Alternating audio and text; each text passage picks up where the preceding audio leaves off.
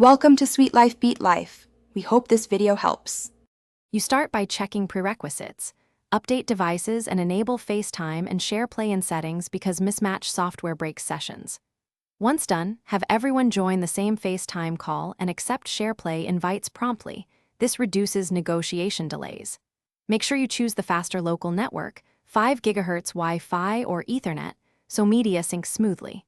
Also close heavy background apps. They steal bandwidth and CPU cycles, which can cause stuttering during playback. Next, optimize network and app behavior so media stays in sync.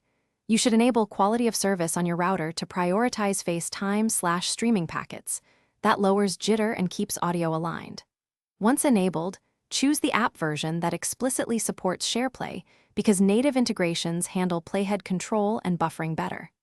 If someone uses a VPN, ask them to disconnect. VPNs often add latency and packet reordering, which makes syncing and controls lag. Finally, limit concurrent download. To finish, use the built-in Shareplay controls to pause and resume as your authoritative sync. This forces everyone to a common playhead and clears small drift. Once done, confirm everyone's audio and app permissions are granted so remote controls work correctly. If the session misbehaves, rejoin the FaceTime call or restart the app. That often clears stale connections. Quick tip: if audio or video is out of sync, have one person briefly stop, then resume playback. This rebases timing for all participants. Thanks for watching. Consider subscribing if we helped you.